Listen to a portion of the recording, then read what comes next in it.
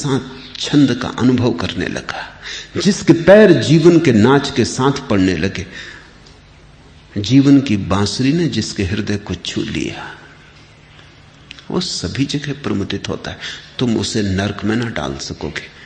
शास्त्र कहते हैं पुण्यात्मा स्वर्ग जाता है, पापी नरक जाता है। बात बिल्कुल भिन्न है।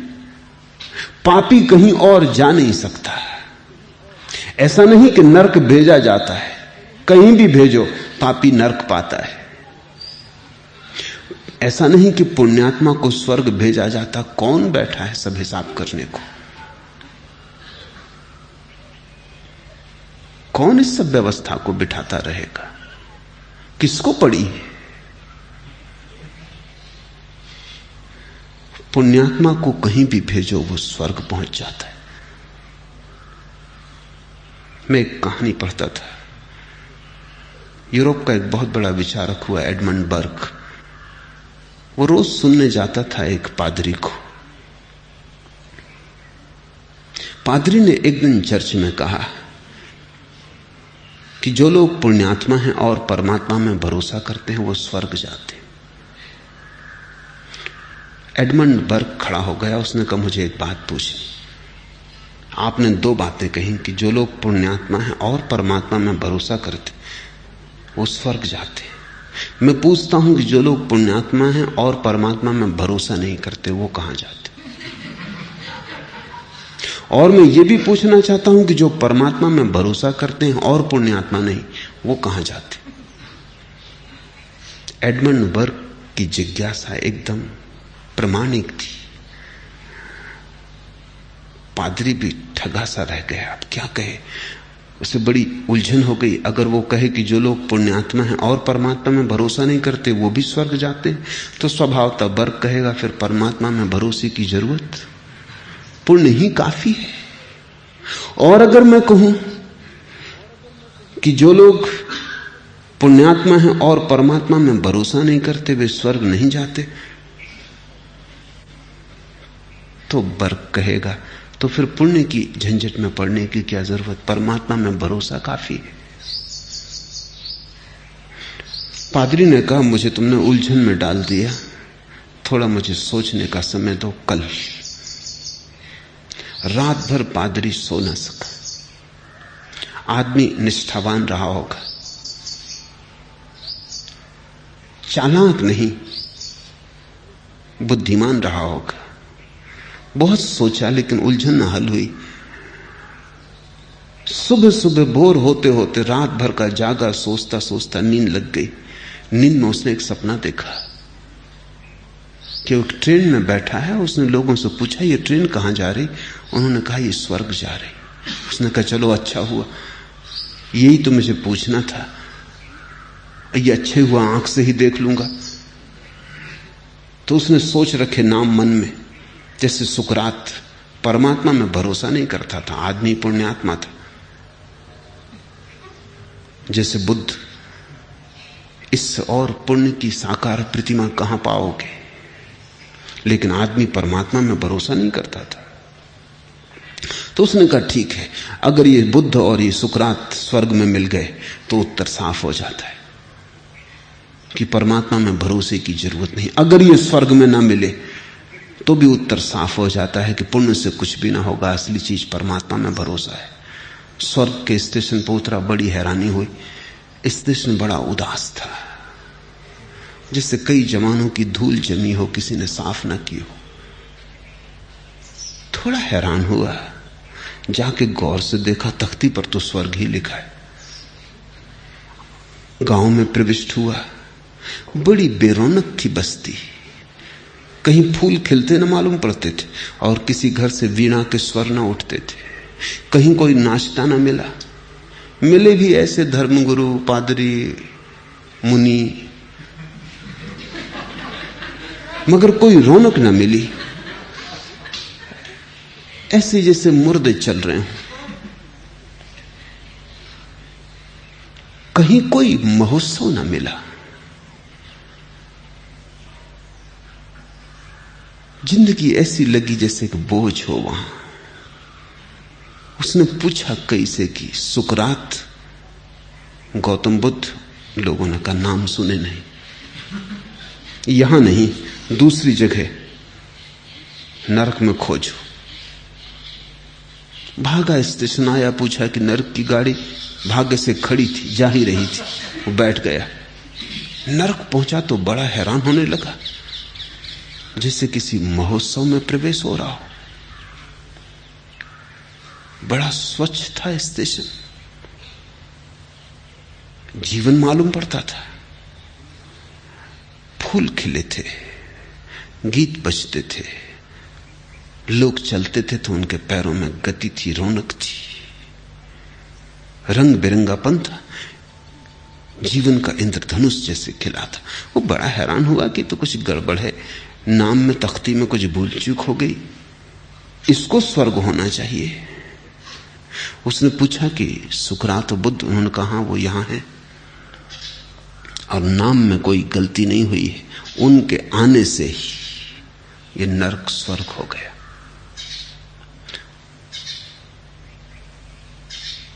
नींद खुल गई उसकी, घबराहट में नींद खुल गई कि ये क्या मामला है, सपना तो खो गया। जब वो सुबह चर्च गया, उसने कहा कि भाई मैं कुछ और न कह सकूंगा, लेकिन रात एक सपना आया है, वो मैं दोहरा देता हूं। उत्तर में सपने में मुझे ऐसा दिखाई पड़ा, कहां तक सही है कहां तक झूठ है कुछ कह नहीं सकता, मेरी कोई सामर्थ्य भी नहीं इसका निर्णय लेने की, इतना मुझे दिखाई पड़ा, और वो ये कि जहां भी पुण्यात्मा पुरुष पहुंच जाते हैं वहीं स्वर्ग है, जहां पापी पहुंच जाते हैं वहीं नरक है।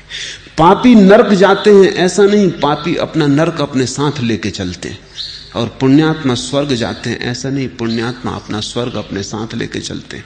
तुम उन्हें कहीं भी फेंक दो, और मुझे भी बात जस्ती है, सपना नहीं सच मालूम होती।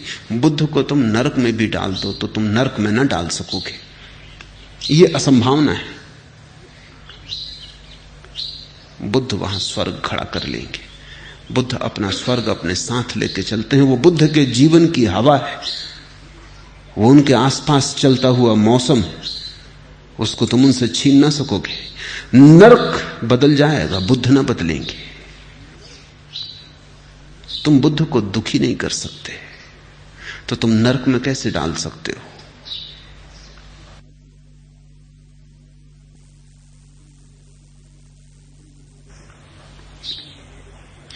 तुम तुम्हारे तथाकथित धर्म गुरुओं को सुखी नहीं कर सकते, तुम स्वर्ग कैसे भेज सकते हो? बस इसी धुन में रहा, मर के मिलेगी जन्नत, तुझको ए सैक न जीने का करीना आया। हे धर्मगुरु, तुझे जीने का करीना ना आया, तू इसी आशा में रहा कि मर के मिलेगा स्वर्ग। जिसने जीते जी स्वर्ग न पाया वो मर के कैसे पालेगा? जब जीते जी चूक गए तो मुर्दा होके कैसे पालोगे? स्वर्ग तो होता है तो जीवन से जुड़ता है, मौत से नहीं। स्वर्ग होता है तो जीवन से निकलता है, मौत से कैसे निकलेगा? स्वर्ग मरघटों में नहीं है, स्वर्ग वहां है जहां जीवन नाचता है हजार हजार रंगों में। स्वर्ग वहां है जहां जीवन की धुन बज रही है हजार हजार स्वरों में। स्वर्ग वहां है जहां तुम जितने गहरे जीवंत हो जाते हो। स्वर्ग सिकुड़ना नहीं है, फैलाव है।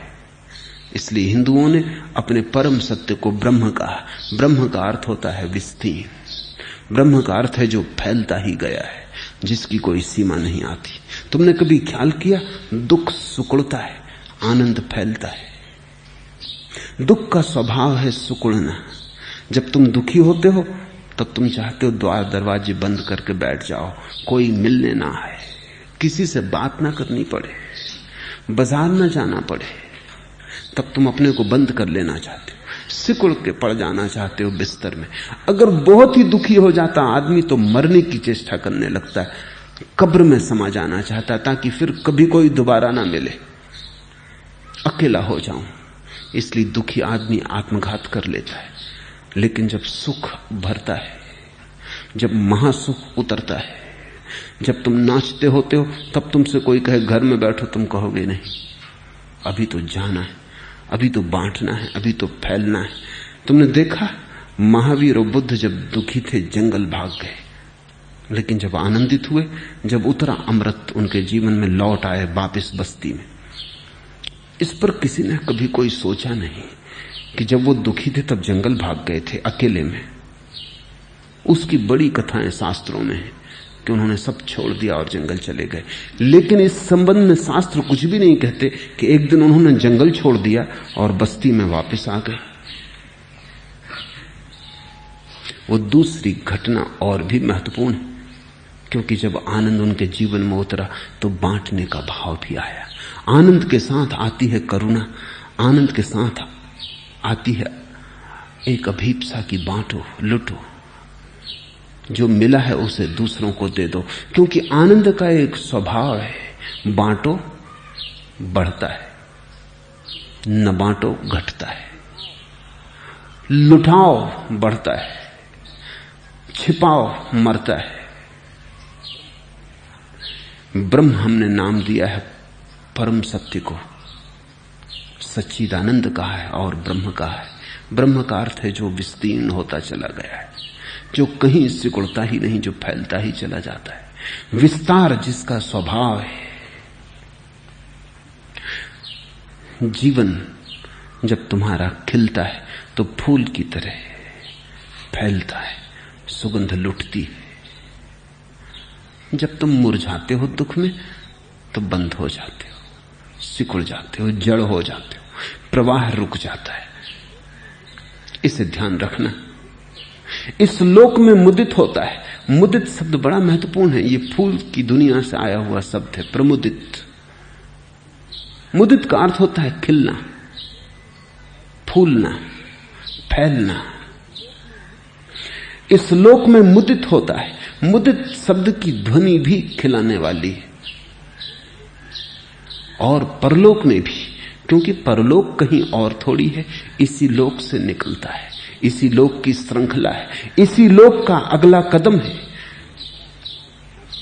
तुम्हारा आध्यात्मिक जीवन तुम्हारे सांसारिक जीवन का ही अगला कदम, तुम्हारा मंदिर तुम्हारे घर का ही अगला कदम है। घर के खिलाफ जो मंदिर है वो मंदिर मंदिर नहीं, संसार के खिलाफ जो अध्यात्म है वो अध्यात्म नहीं, आज के खिलाफ जो कल है वो झूठा है, इस लोक के खिलाफ जो परलोक है वो परलोक सिर्फ तुम्हारी आकांक्षाओं में, सपनों में होगा, सत्य में नहीं। क्योंकि सत्य में तो सब जुड़ा है। तुम्हारा घर और मंदिर एक ही जीवन यात्रा के दो पड़ाव हैं, संसार और परमात्मा एक ही यात्रा के दो कदम। इस लोक में मुदित होता है और परलोक में भी। पुण्यात्मा दोनों लोक में मुदित होता है। वह अपने कर्मों की विसिद्धि को देखकर मुदित होता है, प्रमुदित होता है। और जब तुम लौटकर पीछे देखते हो, अगर तुम्हारे जीवन के ढंग में रोशनी रही हो, अगर जतन पूर्वक तुम जिए हो, अगर होश पूर्वक तुमने कदम उठाए, तो तुम जब लौट कर देखते हो तो एक प्रकाश से भरी यात्रा, हर कदम पर हीरे जड़े, और तुम्हारे कदमों में शराबी की डगमगाहट नहीं दिखाई पड़ती, होश की स्थिरता मालूम होती। और यात्रा सिर्फ यात्रा नहीं मालूम होती, तीर्थ यात्रा मालूम होती। तो लौट के भी पुण्यात्मा प्रमुदित होता है। पीछे भी स्वर्ग था, आगे भी स्वर्ग है, क्योंकि अभी स्वर्ग है। जिसका स्वर्ग अभी है उसके दोनों तरफ स्वर्ग फैल जाता है, और जिसका स्वर्ग अभी नहीं है उसके दोनों तरफ नरक फैल जाता है। इस क्षण में सब कुछ निर्भर है। ये क्षण निर्णायक है। इस लोक में संतप्त होता है और परलोक में भी। पापी दोनों लोक में संतप्त होता है। मैंने पाप किया कह कह के संतप्त होता है। दुर्गति को प्राप्त कर वह फिर संतप्त होता है।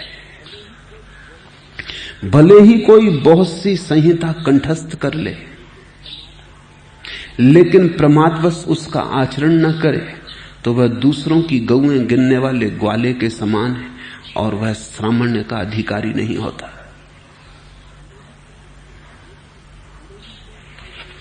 भले ही कोई पूरा वेद कंठस्थ कर ले, संहिता कंठस्थ कर ले, लेकिन उसका आचरण न करे, कितना ही ज्ञानी हो जाए, लेकिन ज्ञान उसका जीवन न बने, तो वो पाप में ही जिएगा। जानने से पुण्य का कोई संबंध नहीं है, जीने से संबंध है। खुश्क बातों में कहां ए शेख कैफे जिंदगी, वो तो पीकर ही मिलेगा जो मजा पीने में है। पीने के संबंध में कितनी बातें याद कर लो, शराब के सब फार्मूले कंठस्थ कर लो, परमात्मा के संबंध में जो कहा गया है याद कर लो, कितनी ही संहिता कंठस्थ कर लो, वो तो पीकर ही मिलेगा जो मजा पीने में है। खुश्क बातों में कहां, वो तो पीकर ही मिलेगा जो मजा पीने में है। तो बुद्ध कहते हैं कि जब तक जो तुमने जाना वो तुम्हारा जीवन ना हो, जब तक तुम्हारे जीने और तुम्हारे जानने में अंतर होगा, तब तक तुम भटकोगे। जब तुम्हारा जानना ही जीवन होगा और तुम्हारा जीना ही जानना होगा, जब तुम्हारे होने में और तुम्हारे बोध में कोई अंतर न रह जाएगा, जब संहिता कंठ में ना होगी, हृदय में होगी, जब वेद केवल मस्तिष्क की खुजलाहट ना होगी, हृदय का भाव बनेगा, तब चाहे शब्द भूल जाएं, सिद्धांत विस्मृत हो जाएं, लेकिन तुम जीते जागते प्रमाण होगे, तुम सिद्धांत होगे। तुम्हारे पास चाहे ईश्वर को प्रमाणित करने का कोई तर्क ना हो, लेकिन तुम ही तर्क हो गए होगे, तुम्हारी मौजूदगी प्रमाण बनेगी। इसलिए तो बुद्ध ईश्वर की बात नहीं करते, वो स्वयं ईश्वर के प्रमाण है। उन्हें देखकर जिसको भरोसा ना आया, उसे तर्क देकर भी भरोसा कैसे दिलाया जा सकेगा। एक युवक ने बुद्ध से पूछा है एक दिन कि मुझे आनंद, निर्वाण, मोक्ष, इन पर कोई भरोसा नहीं आता, आप कृपा करें और मुझे समझाएं। बुद्ध ने कहा, मुझे देखो, और अगर मुझे देखकर भरोसा ना आया तो मेरे कहने से कैसे भरोसा आ जाएगा। मैं यहां मौजूद हूं प्रमाण की तरह, और अगर तुम मुझे नहीं देख पाते तो तुम मुझे सुन कैसे पाओगे। जिसने मुझे देखा उसे सुनने की जरूरत ना रही, और जिसने सुनने का ही ध्यान रखा वो मुझे देख ना पाएगा। भले ही कोई बहुत सी संहिता कंठस्थ कर ले, लेकिन प्रमादवश उसका आचरण ना करे।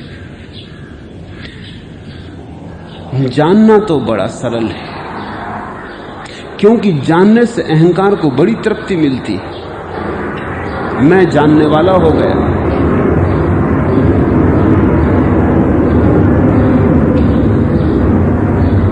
मुझे चारों वेद याद हैं,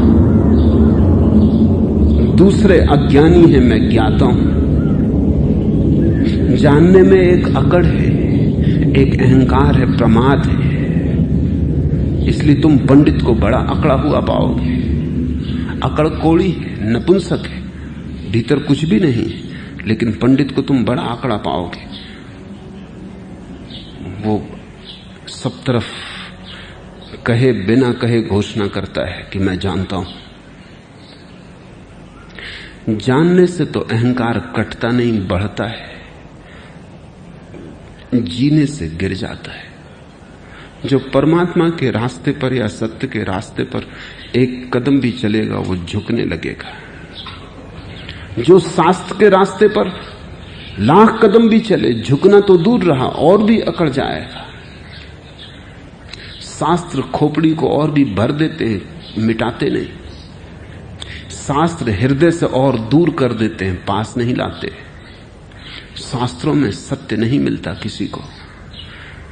शास्त्रों से तो और अहंकार मजबूत हो जाता है। भले ही कोई बहुत सी संहिता कंठस्थ कर ले, लेकिन प्रमादवश उसका आचरण न करे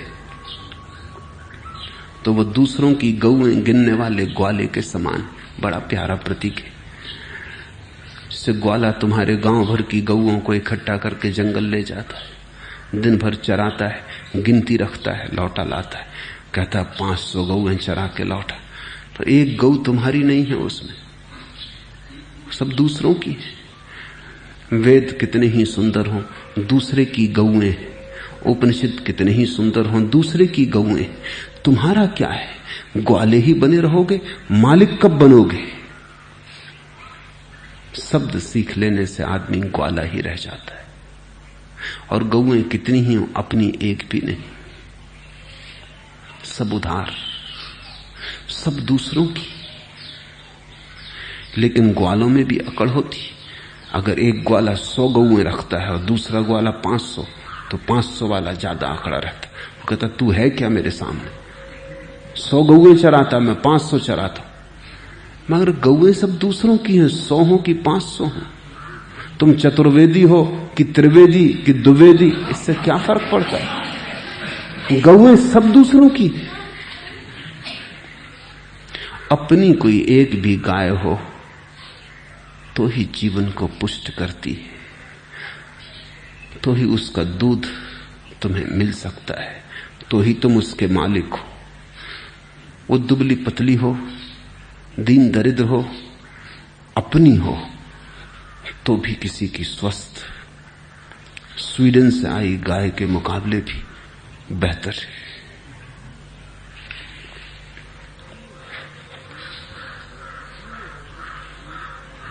पीने वाले एक ही दो हों तो हों, मुफ्त सारा मैं कदा बदनाम है। ज्ञानी बहुत दिखाई पड़ते हैं, पीने वाले एक ही दो हों तो हों। वेद के जानने वाले, उपनिषद कुरान के जानने वाले बहुत हैं। पीने वाले एक ही दो हों तो हों, मुफ्त सारा मैं कदा बदनाम है। शराब घर में जितनों को तुम बैठा देखते हो, सबको पीने वाले मत समझ लेना। उनमें से कई तो पानी ही पी रहे हैं और नाटक कर रहे हैं। नाटक कर रहे हैं कि गहरे नशे में, और पानी पी के सिर हिलाने से कुछ भी नहीं होता। ज्ञान के मैखाने में सत्य की शराब जहां बिकती मिलती, वहां पीने वाले बहुत मुश्किल से कभी एक दो मिलेंगे, क्योंकि पीने वाले को मिटना पड़ता है। वो रास्ता खतरनाक है, जोखम का है, जुआरी का है। तो बहुत से तो केवल पीने का बहाना करते, डगमगा के चलते, नाटक करते। पंडितों को गौर से देखना, शराब कभी पी ही नहीं। शराब का शास्त्र कंठस्थ किया है और उसी से मतवाले होके चल रहे हैं। बातचीत सुनी है, नशा छा गया है। इस नशे की भ्रांति में मत पड़ना।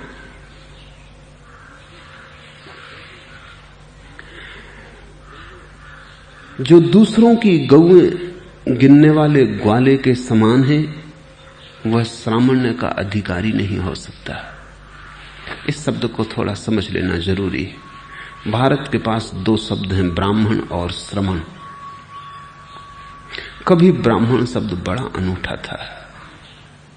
उसका अर्थ था जिसने ब्रह्म को जाना, लेकिन फिर शब्द गिरा, पतित हुआ। फिर उसका अर्थ इतना ही हो गया कि जो शास्त्रों का जानकार है, ब्राह्मण कुल में पैदा हुआ है, ब्रह्म के जानने से उसका कोई संबंध न रहा। वो शब्द पतित हो गया, उसका अर्थ खो गया। उद्दालक ने अपने बेटे श्वेतकेतु को कहा है कि ध्यान रख, हमारे घर में बस कहलाने वाले ब्राह्मण पैदा नहीं हुए, हमारे घर में सच में ही ब्राह्मण पैदा हुए। तो तू याद रखना, कहीं तू ये मत समझ लेना कि तू ब्राह्मण कुल में पैदा हुआ इसलिए ब्राह्मण हो गया। ब्राह्मण होना पड़ेगा।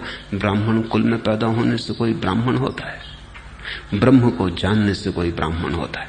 ब्रह्म के कुल में जब तुम पैदा हो जाओ, जब तक ब्रह्म ही तुम्हारा कुल न हो जाए, जब तक ब्रह्म की कोख से ही तुम पुनरुज्जीवित न हो, पुनर्जन्म न लो, तब तक ब्राह्मण के घर में पैदा होने से कोई ब्राह्मण नहीं होता। लेकिन ये हो गया था। सभी शब्दों के साथ ऐसा ही होता है। तो बुद्ध और महावीर को एक नया शब्द खोजना पड़ा। वो शब्द है श्रमण। वो ब्राह्मण की विपरीत है। श्रमण का अर्थ होता है जिसने श्रम करके अर्जन किया है ज्ञान को, उधार नहीं लिया। जैसे ब्राह्मण के घर में पैदा होकर वेद कंठस्थ नहीं कर लिया है, बल्कि जिसने वेद को जिया और जाना है, श्रम से आया है श्रमण। श्रमण का अर्थ होता है जिसने अर्जित किया है ज्ञान, उधार बासा चुराया नहीं, किसी और की जूठन इकट्ठी नहीं कर ली है। वो चाहे जूठन फिर ऋषियों की ही क्यों ना हो, इससे क्या फर्क पड़ता है, जूठन जूठन है। जिसने अपने जीवन सत्य को स्वयं ही पहचाना है, साक्षात्कार किया है, श्रम से जिसने अर्जित किया है वो श्रमण। तो बुद्ध कहते हैं जो दूसरों की गौएं गिनने वाले ग्वाले के समान है, वो श्रामण्य का अधिकारी नहीं होता। वो भला ब्राह्मण अपने को कहता रहे, लेकिन श्रमण हम उसको न कहेंगे। फिर श्रमण की भी वही दुर्गति हो गई, सभी शब्दों की वही गति हो जाती है। अब जैन मंदिरों में, बौद्ध विहारों में श्रमण बैठे, वो वैसे हो गए जैसे ब्राह्मण थे। उन्होंने कुछ जाना नहीं, बुद्ध के शब्द कंठस्थ कर लिए, महावीर की वाणी कंठस्थ कर ली। खुद कोई अनुभव नहीं है, कोई एक किरण भी नहीं उतरी अनुभव की। शब्दों का अंधेरा है, अनुभव की एक किरण नहीं। शास्त्रों की बड़ी भीड़ है, बोझ, लेकिन शून्य का एक भी स्वर नहीं। तो दब गए हैं शास्त्रों से, लेकिन शून्य की मुक्ति जो ब्राह्मण की दुर्गति हुई थी वही अब श्रमण की हो गई, सभी शब्दों की हो जाती।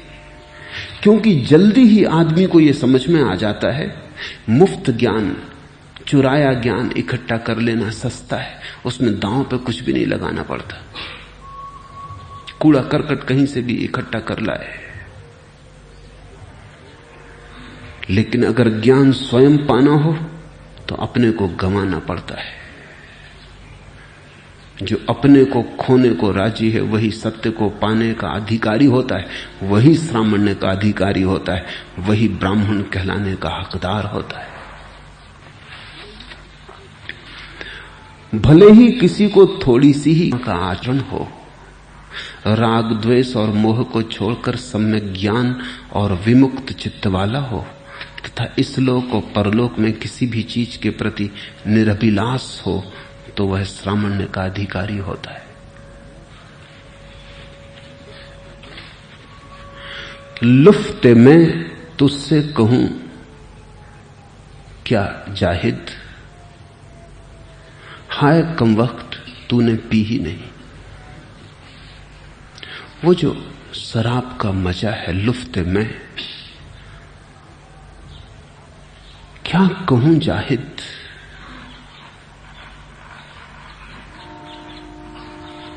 ने पी नहीं। इतना ही फर्क है जानने और जीने में। कितनी ही हम ब्रह्म की चर्चा करें, अगर तुमने भी थोड़ा स्वाद नहीं लिया बात जमेगी नहीं। कितने ही हम ब्रह्म के चित्र तुम्हारे सामने उभारना चाहें, लेकिन अगर थोड़ी सी तुम्हारे भीतर भी किरण नहीं उतरी, अगर थोड़ी सुबुगाहट तुम्हारे भीतर के बीज ने अनुभव नहीं की, अगर थोड़ा तुम्हारा बीज भी नहीं टूटा, तो तुम समझ ना पाओगे। तुम सो भी गवाही बने, तुम्हारा अनुभव भी कहे कि हां ठीक है। तुम्हारा अनुभव कहे, विचार नहीं। तर्क से तो मैं तुम्हें समझा दूं, लेकिन तर्क से कहीं प्यास बुझी है। शब्द से तो मैं तुम्हें भरोसा दिला दूं, लेकिन शब्दों के भरोसों से कहीं पेट भरा है। शास्त्र कितना ही ब्रह्म की चर्चा करते रहे, लेकिन तुम्हें किसी दिन पीनी पड़ेगी ये शराब। तुम्हें भी डोलना पड़ेगा उस नशे में, तुम्हें भी होश हवास खोकर, लोक लाज खोकर, मीरा ने कहा सब लोग, तुम्हें भी पग घुंघरू बांध नाचना पड़ेगा, मत वाला होना पड़ेगा, तो ही उस मदिरा का स्वाद तुम्हें आएगा। आचरण पर जोर इसीलिए है,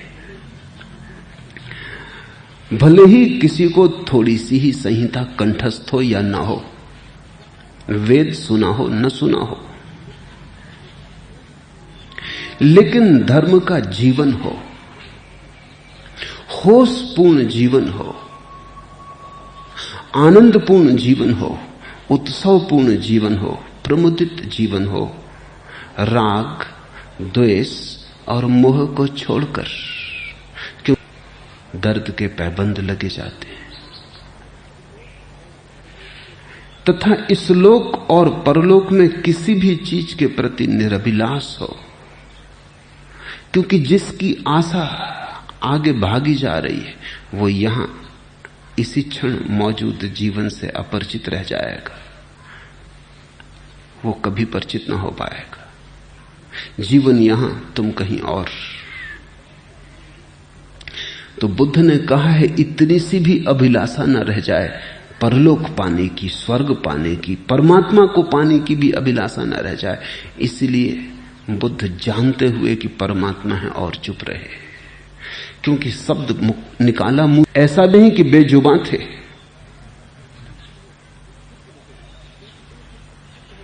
चुप रहे, क्योंकि तुमसे कुछ भी कहो तुम तत्क्षण उसे अपनी वासना का विषय बना लेते हो।